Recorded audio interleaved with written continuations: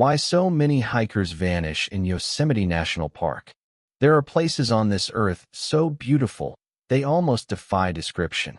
Towering granite cliffs, ancient sequoia groves reaching for the heavens, and waterfalls that thunder with a primal force. Yosemite National Park is one of those places. It's a landscape of staggering beauty, a paradise for hikers, climbers, and anyone looking to touch the wild heart of America. But this paradise has a dark side. It's a place that can be as unforgiving as it is beautiful. Today, we're not just looking at the stunning vistas. We're looking into the shadows. Yosemite National Park Search and Rescue Team, known as YOSAR, responds to roughly 250 emergency calls every single year. Between 2018 and 2020 alone, they launched 732 missions to find or rescue people in this vast wilderness. Many of these missions are successful, ending with a family reunited, an injury treated, or a lost hiker guided back to safety. But what happens when those missions fail? What happens when the helicopters return to base, when the search dogs lose the scent, and when the wilderness simply keeps its secrets? Today we're exploring the simple, almost unbelievable mistakes that have caused hikers to vanish without a trace in one of America's most beloved and most dangerous national parks. We'll examine the stories of those who walked into this wilderness and never walked out, to understand the chilling reality of what happens when you wander off the trail. These aren't just stories of tragedy. They are cautionary tales, filled with lessons that could one day save your life. Our goal isn't just to recount these mysteries, but to understand them, raise awareness, and arm you with the knowledge that might prevent another name from being added to Yosemite's long list of the missing. Section 1. The Nature of the Beast. Why Yosemite is so dangerous. Before we get into the specific cases that have baffled investigators for years, you have to understand the stage where these tragedies unfold. What is it about Yosemite that makes it such a hotspot for disappearances? It's really a combination of its immense scale, its deceptive terrain, and the fact that its popularity draws in millions of people, many of whom are unprepared for the reality of the park. Yosemite spans nearly 1,200 square miles. To put that in perspective, that's an area roughly the size of Rhode Island. Within that space are over 800 miles of maintained trails, but a staggering 94% of the park is designated wilderness. It's a world of steep canyons, dense forests where visibility can drop to just a few feet, and a maze of granite domes that all start to look the same. This rugged terrain, combined with volatile weather that can shift from a sunny afternoon to a blizzard in hours, is often the primary culprit when people get disoriented or have an accident. You hear it again and again in search and rescue reports. The simple mistake of losing the trail. A hiker steps off the path to get a better photo, to let a group pass, or just to find a private spot. They turn around, and suddenly, the familiar dirt path is gone. In the thick woods or on the endless granite slabs, every direction looks identical. Panic can set in, and a situation that was just inconvenient can quickly become life-threatening.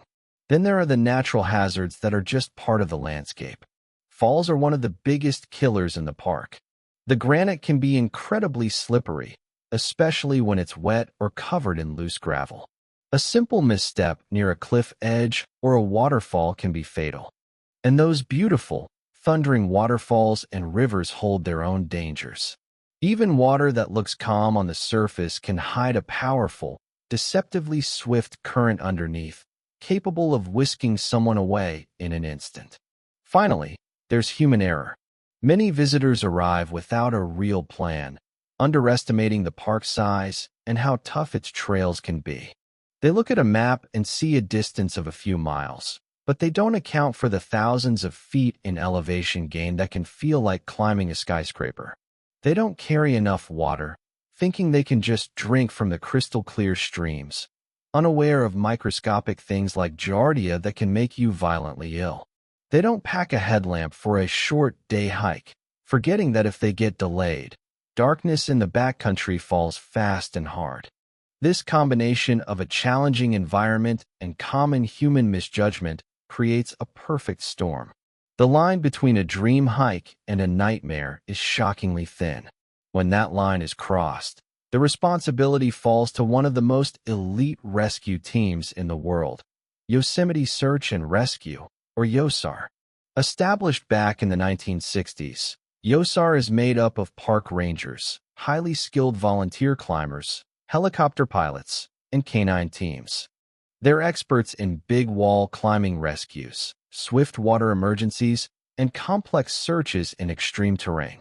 When someone's reported missing, a massive, coordinated effort kicks off.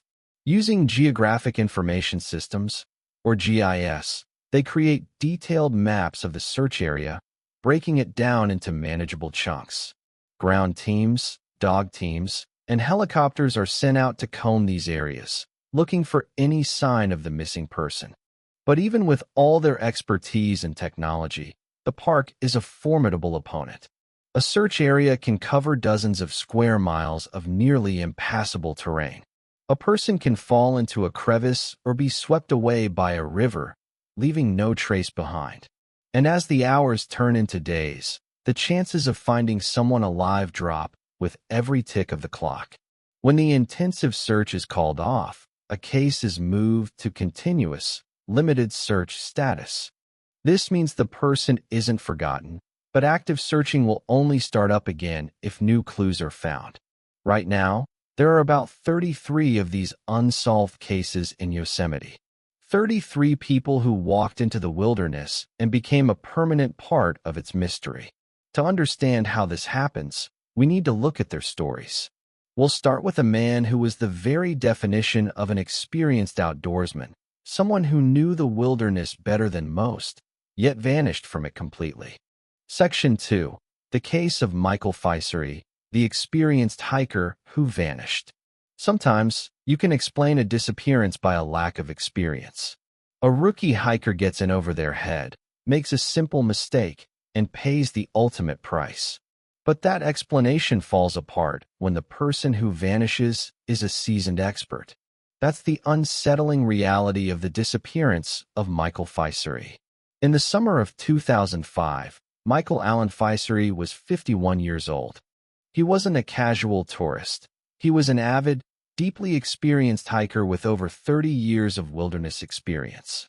He was 5'10", 165 pounds, with distinctive shoulder-length gray hair and a beard. His family described him as someone who was completely at home in the backcountry. This was not a man you'd expect to just get lost. On Wednesday, June 15, 2005, Michael drove to Yosemite for a solo hike. His destination was the Hetch Hetchy area, a stunning but less traveled part of the park on its northern edge. He filled out a wilderness permit, outlining his planned route. A multi-day loop from the Hetch Hetchy Reservoir to Rancheria Falls, up to Tiltil Mountain and Lake Vernon, through an area called Beehive, and then back to his car. It was an ambitious trip, but totally plausible for a hiker of his caliber. He was prepared. He had a plan. The last confirmed sighting of Michael was on that first day, June 15th, hiking alone near the Hetch Hetchy Reservoir. But according to the National Park Service, at some point, he seemed to have deviated from his plan. Instead of sticking to the trail that looped around the reservoir, it looks like he headed north, towards the famed Pacific Crest Trail. And then, he vanished. His family expected him back around June 19th, when his permit expired. When he didn't return, they weren't immediately panicked. They knew Michael was tough. On a previous trip to Yellowstone, he'd broken his ankle and managed to crawl his way back to safety. But as more days passed with no word, concern turned to alarm. On June 21st, 6 days after he was last seen, his family contacted the park. YOSAR was activated immediately. First, they found his car, still parked at the trailhead. This kicked off a full-scale search, one of the most extensive in Yosemite's history. For weeks, the rugged terrain around Hetch Hetchy was swarmed with searchers from 5 different counties, canine units, and aircraft, all methodically scouring the landscape. For days, the search yielded nothing. No footprints, no discarded gear, no sign that Michael had ever been there. And then, they found something. Searchers discovered Michael's backpack, but where they found it only deepened the mystery. The pack wasn't on any established trail. It was found near Tiltil Mountain, in an area of extremely rugged and hazardous terrain that was not part of his planned route. It was as if he had deliberately left the trail and ventured into some of the most difficult country around. The contents of the backpack were even more puzzling. Most of his gear was there, but a few key items were missing: his camera, a topographical map, and a bottle of water. Finding the backpack without Michael just raised more questions. Why would an experienced hiker, a man who knew the importance of staying with his gear, abandon his pack? The missing items, a map, water, and a camera, suggest he might have intended to come right back. Maybe he saw something he wanted to photograph, or he was scouting a short route and only took the essentials. One prominent theory is that he went to refill his water bottle. The terrain where the pack was found is a steep slope, and just below it flows a river.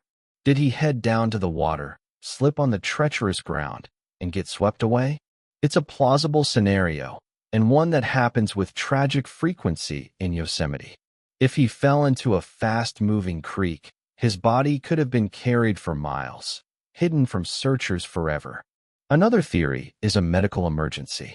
A sudden heart attack or a bad injury could have left him incapacitated, but that wouldn't explain why he left his pack behind. In a crisis, your pack, with its shelter, food, and signaling tools, is your lifeline. Could he have encountered foul play? While exceedingly rare in the backcountry, it's not unheard of. But the Hetch Hetchy area is remote, and the likelihood of a violent encounter there is incredibly small. There was absolutely no evidence to suggest this. There was also a late-season snowstorm that moved through the area the day after he was last seen. An unexpected storm can disorient even the most seasoned hiker. It can hide trails, lead to hypothermia, and dramatically increase the risk of a slip on wet rock. It's possible Michael was caught off guard, became disoriented, and succumbed to the elements. But again, where is he? Despite the massive search effort, not a single other trace of Michael Faisery has ever been found. It's a case that defies easy answers. An expert hiker, on a planned trip, vanishes. His pack is found in a dangerous spot, suggesting he intentionally left the trail. Key items are missing, hinting at a short side trip. But the man himself is gone, swallowed by the wilderness he loved. The disappearance of Michael Faisery is a chilling reminder that in Yosemite, experience is no guarantee of safety. The wilderness doesn't care how many years you've spent on the trail. It makes no exceptions. Section 3. The Case of George Panka, Lost in a Crowd. Vanishing while hiking alone in a vast wilderness, like Michael Faisery did, is a terrifying but maybe understandable scenario. But what about disappearing from a group? On a popular, well-trafficked trail, on a clear summer day, surrounded by people? That's the deeply perplexing mystery of George Panka Jr. It was Friday, June 17, 2011. 30-year-old George Panka was in Yosemite with his church group from Simi Valley, California. The group was large, about 80 people, and around 20 of them, including George, decided to tackle one of Yosemite's most iconic hikes, the Upper Yosemite Falls Trail. This is not a casual stroll.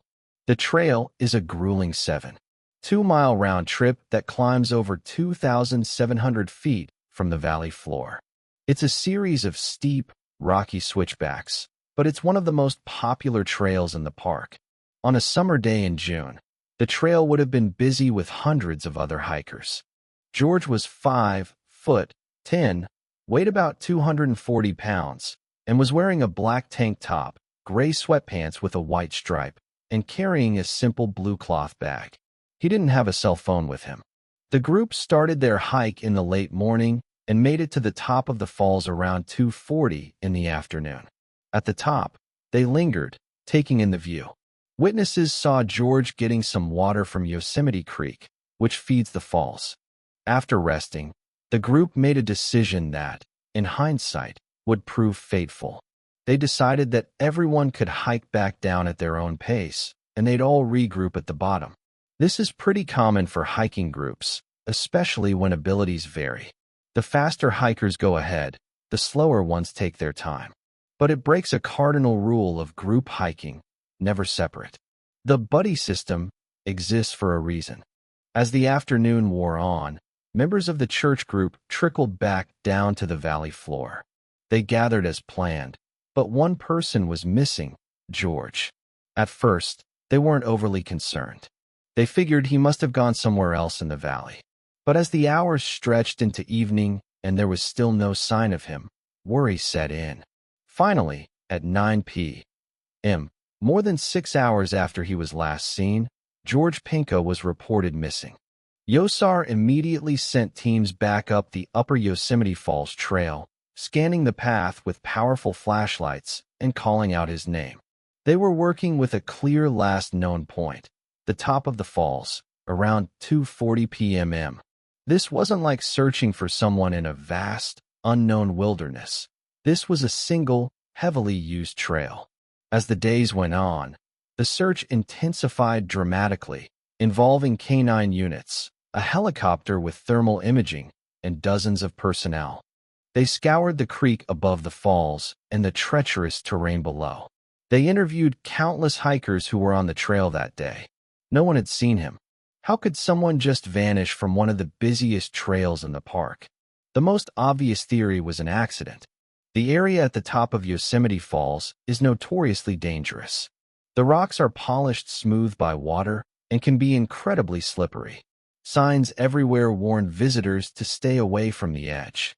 Could George have slipped and fallen into Yosemite Creek? The current would have swept him over the 2,425-foot falls in seconds. This is a tragically common way to die in the park. But if this had happened in the middle of the afternoon with so many people around, it seems almost certain someone would have seen or heard something. Yet, no witnesses came forward. And exhaustive searches of the creek and pools below the falls turned up nothing. Could he have gotten lost? That also seems unlikely. The trail is well defined. He would have had to intentionally leave it and bushwhack into the wilderness. Why would he do that when he knew his group was waiting at the bottom? Then there's the possibility that he intentionally disappeared. Did he decide to walk away from his life? His friends and family said this was highly unlikely. And if he did, how did he get out of the park without being seen, with no phone and little money? The search for George Panka continued for nearly a week.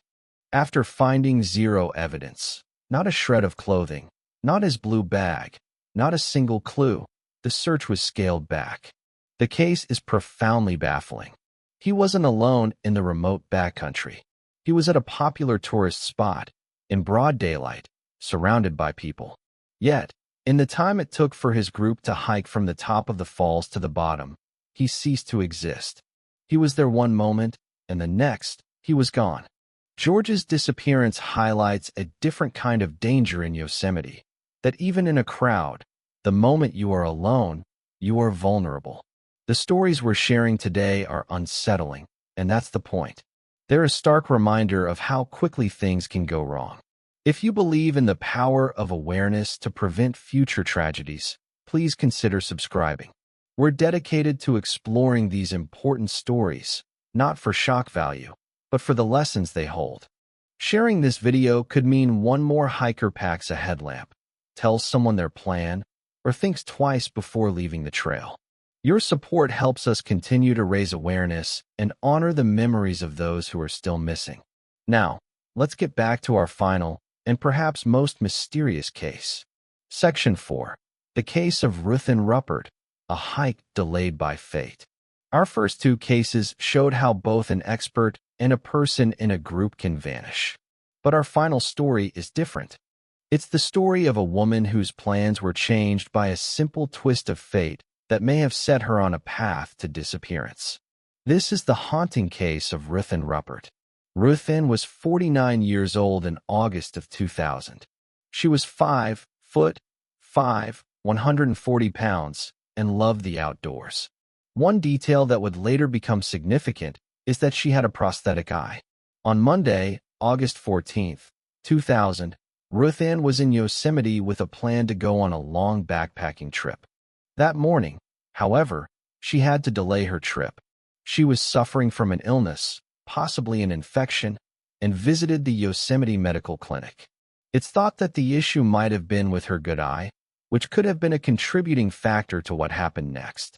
After her clinic visit, her plans changed. Instead of the multi-day backpacking trip, it's believed she decided to go on a simple day hike. The proposed route was from the Yosemite Falls base to an area known as Forsta, a small community just outside the park's western boundary. This route isn't a single, clearly marked trail, but a network of paths. She was last seen that day around noon, either in the Curry Village area or near the medical clinic. And then, she was gone. When Ruth Ann didn't return, she was reported missing. But from the start, investigators were at a disadvantage. Unlike with George Panka, they didn't have a precise last known location. She could have been on any number of trails. Her car was found, confirming she was in the park, but her exact intentions were a mystery. Search teams focused on the logical route between Yosemite Falls and Forsta, but the search was hampered by the vagueness of her plan. Days turned into weeks, and no sign of Ruth Ann Ruppert was found. The case went cold. For 8 long years, there was nothing. Her family was left in an agonizing limbo. And then, in 2008, a hiker in a remote part of the park stumbled upon a backpack. It was weathered by years in the elements, but it was identifiable. The backpack was found in the Fireplace Creek drainage. This was a crucial discovery. Fireplace Creek is located directly along the likely hiking route from Yosemite Falls to Forsta.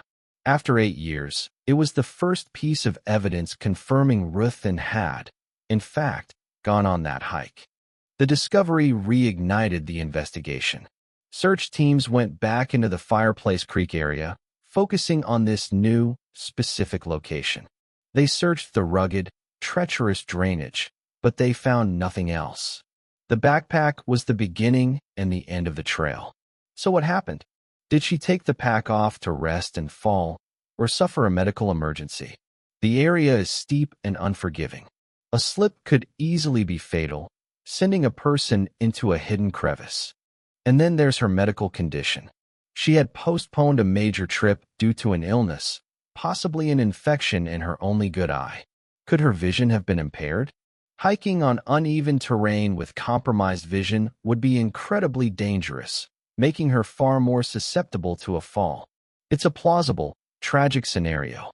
She could have been feeling unwell, sat down to rest, and then either became too ill to continue or had an accident. Another theory is a wildlife encounter. Yosemite is home to black bears and mountain lions. While attacks are extremely rare, a surprise encounter, especially if she was already ill, can't be ruled out. However, searchers found no evidence of an attack near the backpack. In the 8 years between her disappearance and the discovery of her pack, the wilderness would have reclaimed almost any other evidence. The backpack, made of durable synthetic materials, was likely the only thing that could have survived. Ruth Ann Ruppert's case is a heartbreaking example of how a small change in plans can have monumental consequences. A minor illness forced her to alter her trip to a seemingly safer day hike. But that safer option may have led her into a remote area where, weakened and possibly with impaired vision, she met an unknown fate. Her story is a powerful lesson in knowing your limits and being willing to cancel your plans when you're not feeling 100%. The mountains will always be there. The stories of Michael Fiesery, George Panka, and Ruth Ann Ruppert are just 3 of the more than 30 unsolved missing persons cases in Yosemite. Each one is a unique tragedy, but they're all woven together by common threads. They speak to a landscape whose beauty masks a profound danger. They speak of simple mistakes, leaving a trail, separating from a group, hiking while unwell, that can cascade into irreversible consequences. So why do so many hikers vanish in Yosemite? It's not one single thing. It's the vastness of the terrain, where you can be a few hundred yards from a trail and be completely invisible. It's the unforgiving nature of the granite and the rivers, where one slip can be the last. And it's the human element, underestimating the park's power and overestimating our own abilities. The men and women of Yosar are some of the best in the world, performing incredible feats to bring people home. But they aren't magicians.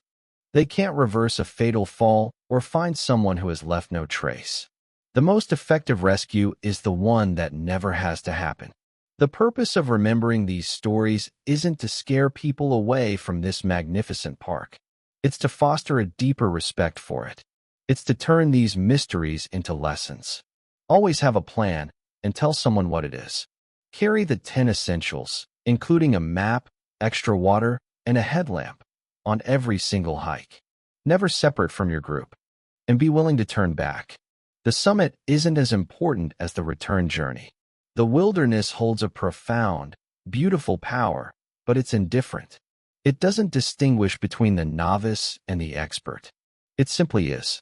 For the dozens of souls who remain lost within its embrace, their stories serve as a silent, chilling warning from the heart of Yosemite. Listen to them, learn from them, and stay safe. What you think about this story? Write in the comment your opinion. On my channel, you can watch other revenge or cheating stories. See you soon, my dear viewer.